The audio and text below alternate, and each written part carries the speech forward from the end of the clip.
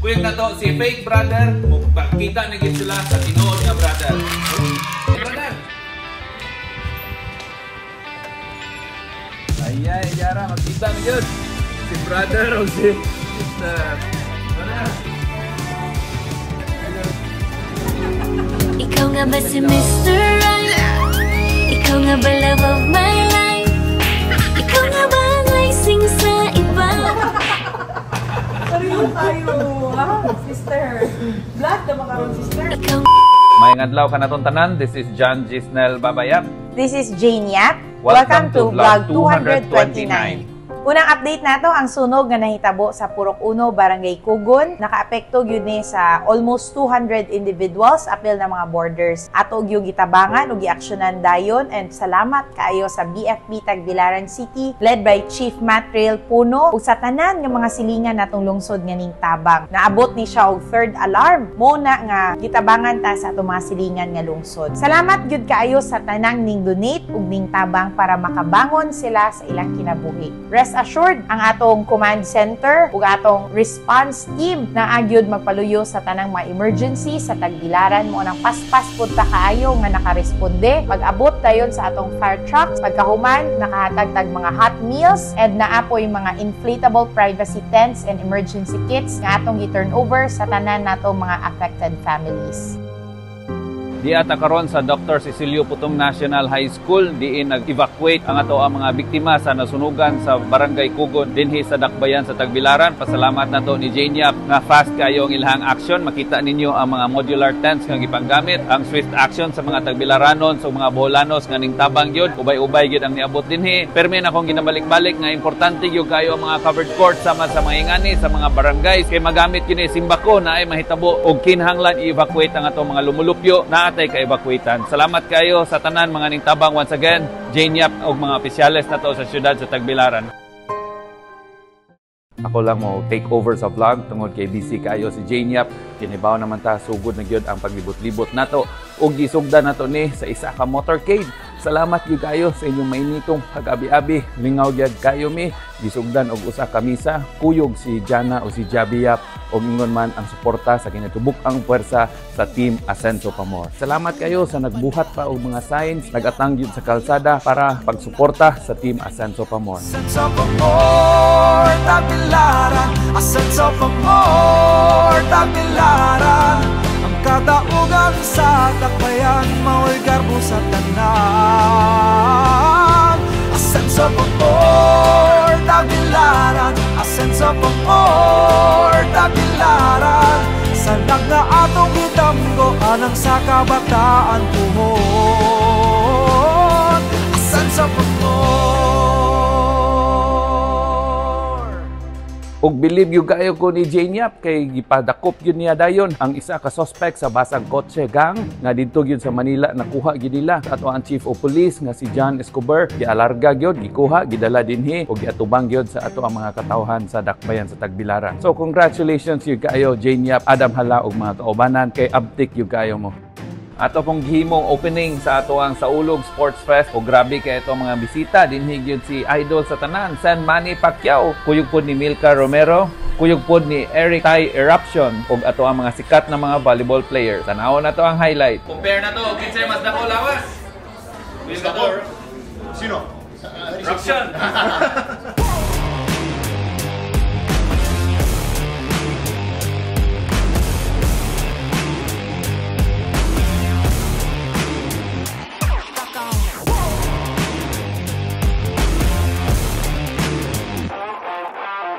Ato pong i-update ang mga katawhan sa atong road concreting and road asphalting sa Barangay Dampas. Mayong adlaw ka natong tanan ug naata karon sa Ramon Enerio Tucanda 8th Street sa Barangay Dampas. Kuyog nako ang atong active kayong kapitan Marlo Anyana sa Dampas. Makita ninyo sa among likuran o sa kilid gasugod nagtrabaho ang atong road concreting sa Ramon Enerio Tucanda 8th Street. Lusot ni sa Barangay Buol sa Habitat ug lusot pod ngadto sa Baclayon, makabenepisyo sa makatawhan sa Dampas, Buol ug sa mga padulong pulong pod sa Baclayon. Dako kayong tabang kay kung masiminto ni lahos na ni sa atong Central MRF or Material Recovery Facility. Kap, unsay mo masulti sa atong project nga road concreting dire? Kami sa Nain Sanggunian ug sa mga katawan sa Barangay Dampas, nagpasalamat mi sa atong Honorable Ginyap nga iya na gyud nga gisugdan sa pag-concrete ang maong karsada dinhi dapit sa Upper Candaet Ramon Enero Street nga padong sa Habitat Bohol ug paingon sa Central MRF sa Tagbilaran o paingon usab sa barangay sa Libertad, Baclayon. Daghan kayong salamat. Another check sa atong bucket list. Buhat kontra sa Ascenso Pamor, Dampas. Naata karon sa atong bag-ong completed road asphalting project sa Barangay Dampas. Naata nagbarog mismo sa Iya Lita B. Galyares Street. Asa gani mulusot ning ato ang kalsada?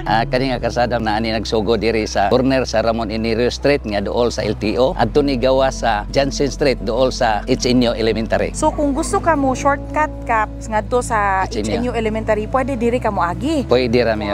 Pwede ra. Pasalamatan nato of course ang mga private owners nga nagdonar ani nga yuta. 30 ka tuig na nga ilang gipaabot nga kini maispalto og karon nahitabo gyud under the Yap Hala administration. Salamat sa Barangay Council headed by Cap Marlo Anyana sa tanang paningkamot nga mahitabo gyud ni og mahatagan gyud nato hanoy nga dalan ang mga muagi aning ato ang Iya Lita B. Galyares Street. Nagpasalamat ni nimo nga og sa ang among hangyo Nain Sangguniang barangay ug sa mga katawhan diri sa Barangay Dampas ilabi na aning purok 5 ug purok 6 nga karon natuman na gyud na anindot na kay mga karsada kaysa among nahibaw-an ni estimate lang namo pag open ni mga karsada 30 years na gikan karon pero karon pa ni nahitabo nga na-espalto. Ko usab nga pasalamatan ang tag-iya ning mga yuta ang dako ani nga luna panag-iya sa mga Galyares ug napoy 7 ka private owner ni ana nga diin ning pirma na sila para nga ma-improve ning maong karsada. Daghan-daghan kayong salamat. Another bucket list check na po sa ato ang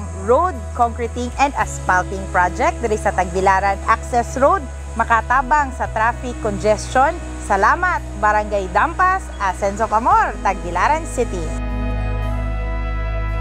Naagihapon ta sa Barangay Dampas og sa akmong likod og sa kilid mo ni ang Jansen Heights. Fully concreted na ang maong kalsada ug aduna po'y drainage component. Ang sunod ani mao ang street lighting kay para hayag ang atong makadalanan. Mao ni ang sumpay sa Iya Lita B. Galyares nga giaspalto nato after 30 years na trabaho na gyud. Arhito siya lusot sa HNU Elementary nga gate dapit. So ako i-turn over sa ako partner Cap Marlo sa dugang mga impormasyon sa maong kalsada. Kami sa Nain Sanggunian ug sa mga katawhan diri sa barangay sa Dampas. Kami nagpasalamat nimo nga diin ang maong kalsada na sulbad na gyud ang problema ug anindot na kayo. Doon na pag drainage ug kun pohon imo pag gyud ming gitabangan nga kaning suga ning dapita mabag-o manindot na pohon. Daghan kayo salamat. Ascenso Pamor, Dampas, Ascenso Pamor, Tagbilaran. Salamat kayo sa DOT, Department of Tourism Secretary Cristina Garcia Frasco nga gibisita ta diri sa Tagbilaran para sa groundbreaking sa tourist rest area nga namakit-an sa Friendship Park sa Barangay Bohol, Tagbilaran City. Tan-awon nato ang highlights.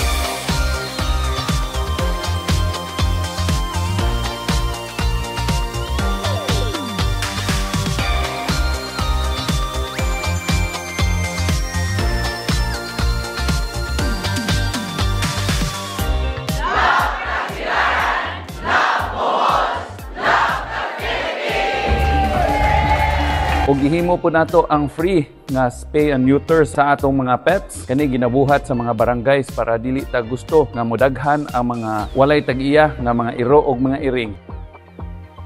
Usata sa nahimong guest speaker sa JCI Induction and Turnover Ceremony. Congratulations, JCI Chocolate Hills!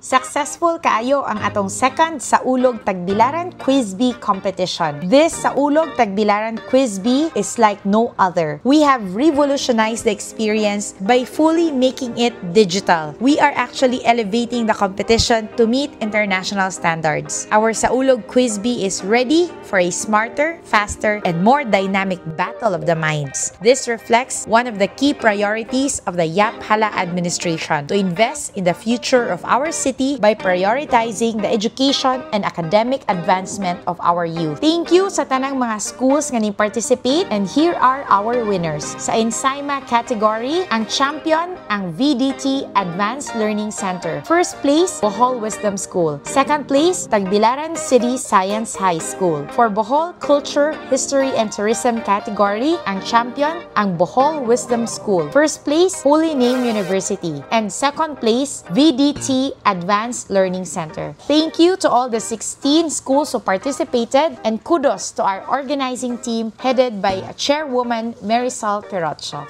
Gikuyugan nato ang mga kababainan sa Poblasyon 1 sa ilahang Zumba Marathon. Congratulations, Kap Luz Kyobe, ug sa tanang mga kababainan sa Poblasyon 1. Gasugod na ang atong tinuig nga Sitio Baliw sa Barangay Mansasa Interpurok Basketball Competition. Kuyog nato Team Ascenso Pamor ug si Kap Arvin Bisara and akong anakon Tamtam Alminye ug uban pang mga opisyales sa Barangay Mansasa. Nahimutang guest speaker sa VCY Solar Renewable Energy Symposium. Salamat kayo kay usag yun ni sa atong gipangusgan ang mag-promote sa renewable energy sa Tagbilaran. Back to back ang atong mga senior citizens meeting sa Tagbilaran, gikan sa Barangay Dampas, Barangay Ubuhan, Barangay Talokto, Barangay Mangga, ug apil na ani ang atong pagdala sa atong mga doktor nga libreng check-up ug atong mobile butika nga libreng tambal sa tanan natong monthly meeting sa senior citizens. Ang atong mga kababainhan, atong gi-celebrate, atong gihatagan og free day kay atong gidala ang serbisyong mobile services, libreng serbisyo para sa mga kababainhan sa City Hall. Gikan sa libreng tupi, manicure, pedicure, hilot, check-up, tambal, ug uban pa. Happy Women's Month, Tagbilaran City! What's new in Tagbilaran? Bag-o lang yun nag-open ang For the Go Veterinary Clinic na makitaan sa Alex Commercial Building sa Barangay Mansasa. Congratulations, Bianca and Edsan and the entire family kay ikaduhang branch na ni nila diri sa Tagbilaran City. Nag-abri pod ang Poly Light and Deco City Tagbilaran. Makitaan sa CPG Avenue katong former Agribank sa una. Adto na mo kay daghan kayo mga nindot nga produkto ang Poly Light and Deco City. Og dinhi ko to mga tawang vlog. Ascenso Pamor, Tagbilaran City. Amping kapunay!